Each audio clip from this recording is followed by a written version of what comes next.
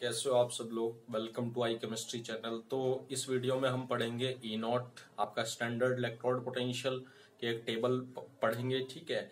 और उसके बारे में मैं कुछ पॉइंट्स बताऊंगा आपको, ठीक है। और दूसरा पढ़ेंगे नस्ट इक्वेशन, ठीक है। जनरल इक्वेशन ड्रॉ करेंगे नस्ट इक्वेशन के लिए, ठीक है। जनरल इक्वेशन क्या होती है, ओके। तो चलिए शुरू करते हैं। तो अगर मैं ई नॉट की बात करता हूँ, स्टैंडर्ड इलेक्ट्रोड पोटेंशियल की, मैं आपको मैं एक फोटो दूंगा, ठीक है। वो डिस्क्रिप्शन में मैं उसका लिंक दे दूंगा। वो आपको लर्न करनी है, समझनी है, पढ़नी है और उसको याद करना है, ठीक हो गया। उसको उस पेज को, उसमें क्या होगा, स्टैंडर्ड रिडक्शन पोटेंशियल का वो उसमें कुछ वैल्यूज गिवन होंगी, ठीक है। स्टैंडर्ड इलेक्ट्रोड पोटेंशियल्स की उसमें कुछ वैल्यूज गिवन होंगी, ठीक हो गया। For different types of redox couple के लिए स्टैंडर्ड इलेक्ट्रोड पोटेंशियल की टेबल होगी वो, ठीक हो गया स्टूडेंट्स। तो अब उसमें दो बातें हैं, वो बातें मैं आपको बता देता हूं। तो पहली बात ध्यान से समझना। पहली बात, अगर स्टैंडर्ड इलेक्ट्रोड पोटेंशियल की value is greater than zero है, क्या है, अगर standard electrode potential is greater than zero तो क्या होगा, तो then it's reduced species, reduced species is more stable than hydrogen gas. Is that clear or not? Then H2 gas, ठीक हो गया। और दूसरी, अगर आपकी if standard electrode potential is less than zero, तब क्या होगी, hydrogen gas is more stable होगी, hydrogen gas is more stable, ठीक हो गया स्टूडेंट्स। ये हुई पहली बात। और दूसरी बात मैं बता रहा हूं, फॉर आपको वो टेबल याद करनी पड़ेगी फॉर ई नॉट, मतलब जो स्टैंडर्ड इलेक्ट्रोड पोटेंशियल होगा ना। अब दूसरी बात, अगर उसकी वैल्यू पॉजिटिव है, मतलब रेडॉक्स कपल की वैल्यू अगर पॉजिटिव आती है, तो इसका मतलब इफ फॉर ई नॉट, ठीक हो गया, if redox couple, if the value of redox couple, if the value of redox couple, ठीक हो गया, ध्यान से समझना है। रिडॉक्स कपल इज पॉजिटिव, ठीक हो गया। If the value of redox couple is positive, then it is आपका क्या हो जाएगा, लोअर रिड्यूसिंग एजेंट हो जाएगा, ठीक हो गया, लोअर रिड्यूसिंग एजेंट, ठीक हो गया, lower reducing agent then H plus over H।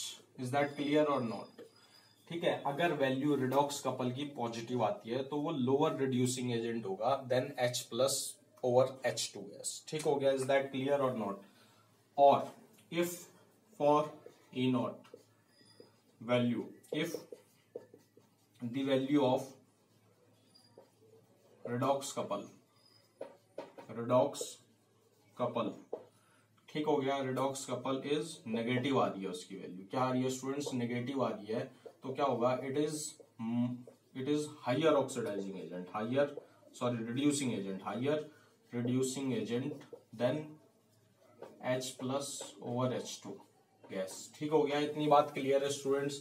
तो देखिए, इस वजह से सबसे ऊपर फ्लोराइड गैस होगा उसमें, ठीक है, F2 माइनस, और सबसे नीचे होगा लिथियम, ठीक हो गया। Li gives out Li plus और इलेक्ट्रॉन। अब यहां से देखिए, दो टर्म अराइज हुए होते हैं, ये समझ लो। रिड्यूसिंग एजेंट किसको कहते हैं और ऑक्सीडाइजिंग एजेंट किसको कहते हैं। रिड्यूसिंग एजेंट क्या होता है, टेंडेंसी टू ऑक्सीडेशन इटसेल्फ, ठीक है। क्या होता है, टेंडेंसी टू ऑक्सीडेशन इटसेल्फ, ठीक हो गया। Oxidation itself is known as reducing agent. और ऑक्सीडाइजिंग एजेंट की क्या होती है, tendency to reduction itself. Is that clear, reduction itself is known as oxidizing agent. यहां तक बात क्लियर है स्टूडेंट्स। अब देखिए, अगर मैं बात करता हूं एक्सटेंसिवली, जितनी भी इलेक्ट्रोकेमिकल सेल्स होती है ना, उनका बहुत यूज होता है। अगर मैं केमिस्ट्री के तौर पे देखता हूं तो क्या यूज होता है आपका, पीएच निकालने में, पीएच कैलकुलेट करने पे, इक्विलिब्रियम कांस्टेंट निकालने में, ठीक हो गया, पोटेंशियोमेट्रिक टाइट्रेशन में यूज होता है, ओके।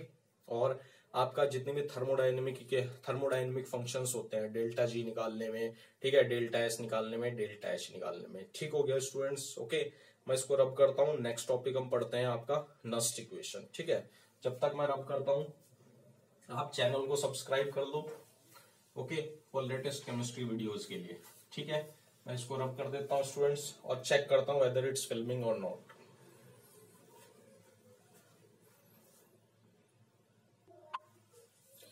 तो स्टूडेंट्स मैं क्या बात करता हूँ, अगर मैं जनरल वे में कंसीडर करता हूँ, जो हमने लास्ट टाइम रेनियल सेल्स और गैल्वेनिक सेल्स में कंसीडर क्या किया था, जितनी भी रिड्यूस्ड और ऑक्सीडाइज्ड स्पीशीज की कंसंट्रेशन हमने क्या मानी थी, यूनिटी मानी थी, ठीक है। बट ये चीज हमेशा तो ट्रू नहीं होगी भाई, सभी की कंसंट्रेशन यूनिटी तो नहीं होनी चाहिए, ठीक है। तो नस्ट एक साइंटिस्ट था, उसने क्या करा, एक इलेक्ट्रोड की जनरल रिएक्शन दी, ठीक है। वो रिएक्शन क्या थी, ध्यान से समझना है, M N plus N electrons gives out M, ठीक है।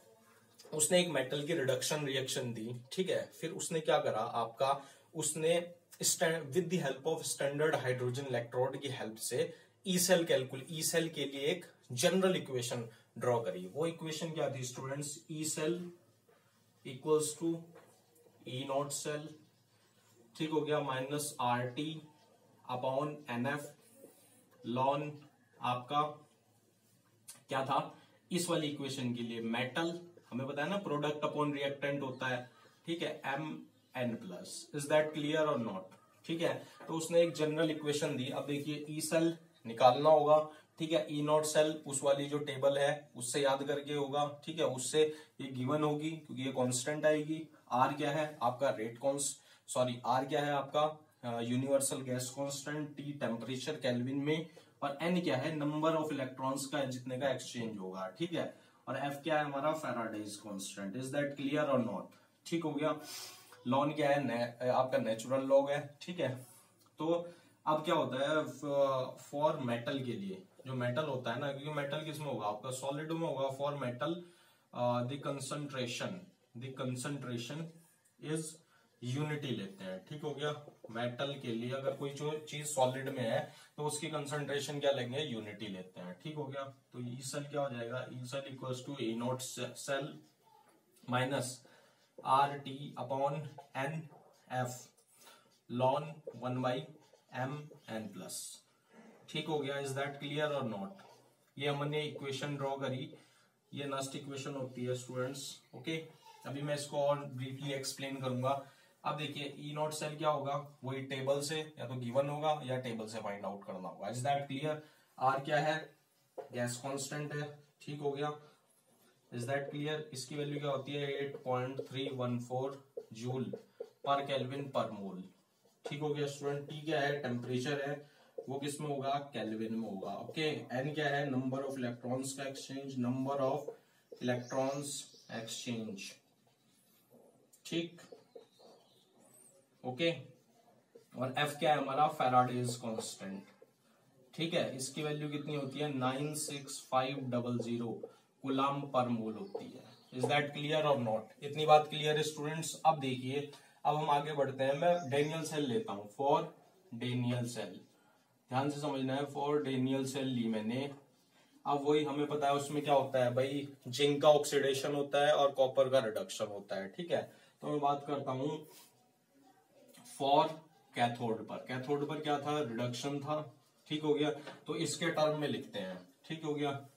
तो E आपका copper 2+ over copper, is that clear और नॉट, ठीक है, बराबर E नॉट क्या होगा, कॉपर 2+ से कॉपर में जाएगा माइनस RT अपॉन NF, ठीक हो गया स्टूडेंट्स। लॉन आपका कॉपर 2, इसका मतलब कॉपर 2+ से कॉपर 2 जाएगा, ठीक है। तो प्रोडक्ट अपॉन रिएक्टेंट करेंगे तो कॉपर क्या होगा, सॉलिड होगा, उसका 1 कंसीडर करेंगे upon Cu2+। Is that clear और नॉट। फर्स्ट इक्वेशन होगी हमारी।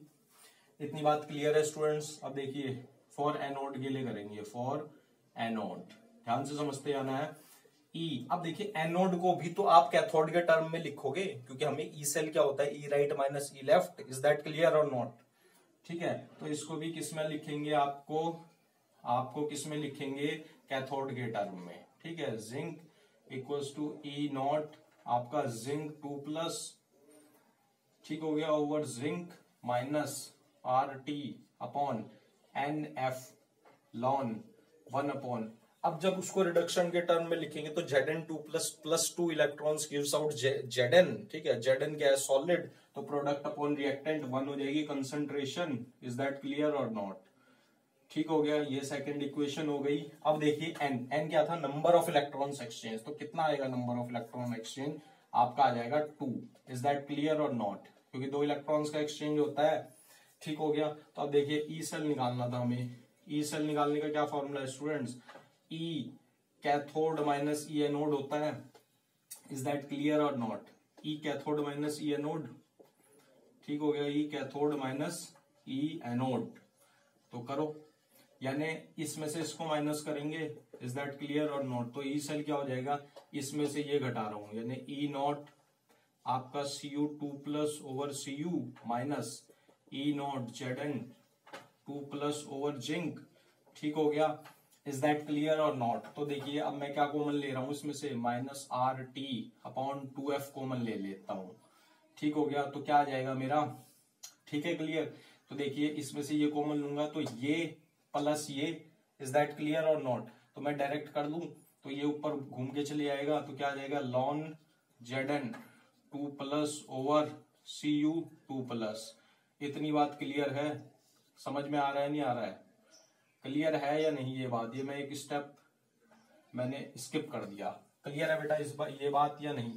अब देखो ये क्या होता है आपका, ई नोट सेल होता है नहीं होता है, E right minus E left. तो हमारा क्या इक्वेशन जनरेट होगी, E cell equals to E not cell. Daniell cell का आ गया minus RT upon 2F number of electrons exchange ln Zn2 plus over Cu2 plus. Is that clear और not? ठीक हो गया।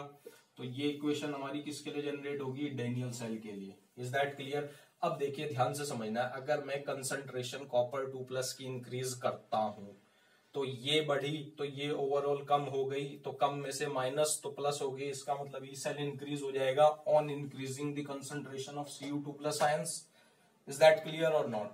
ठीक है। दूसरी बात क्या होगी, मैं Zn2 प्लस की कंसंट्रेशन बढ़ाता हूं, तो बढ़ाऊंगा तो ये कम हो जाएगा, इसका मतलब ई सेल कम हो जाएगा। तो on increasing Cu2 plus concentration E cell increases, और on increasing Zn2 plus concentration E cell decrease. ठीक हो गया। अब मैं क्या कर रहा हूं, इन जनरल अब मैं लॉन को लॉग में चेंज करता हूं एट 298 केल्विन, एट 298 केल्विन पर।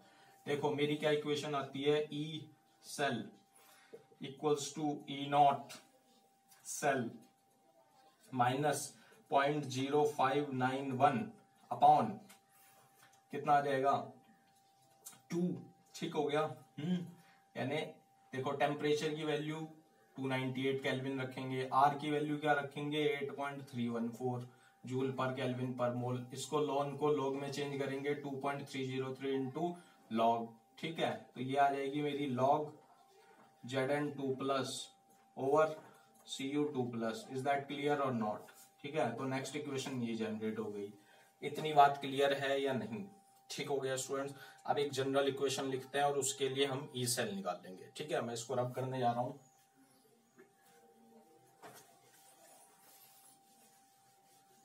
तो अगर मैं जनरल वे में देखता हूं, एट 298 केल्विन टेम्परेचर पर, एट 298 केल्विन टेम्परेचर पर, तो मेरा ई सेल क्या आता है, next equation equals to E naught cell minus आपका 0.0591 अपॉन एन लॉग। ठीक है, प्रोडक्ट अपॉन रिएक्टेंट होता है। इज दैट क्लियर और नॉट? ठीक है। एन क्या है, नंबर ऑफ इलेक्ट्रॉन्स एक्सचेंज। अब मैं जनरल वे में मैंने इक्वेशन ड्रॉ करी, ए प्लस बी, एन इलेक्ट्रॉन्स का एक्सचेंज हुआ। ठीक है।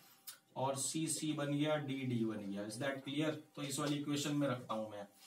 तो देखिए ई सेल इक्वल्स टू क्या हो गया students, equals to E not cell minus 0.0591 upon N electrons का एक्सचेंज था लॉग क्यू हो गया नहीं हो गया। इज दैट क्लियर और नॉट? क्यू क्या होता है, प्रोडक्ट अपॉन रिएक्टेंट होता है। Is that clear? क्यू क्या होता है, reaction quotient, where Q equals to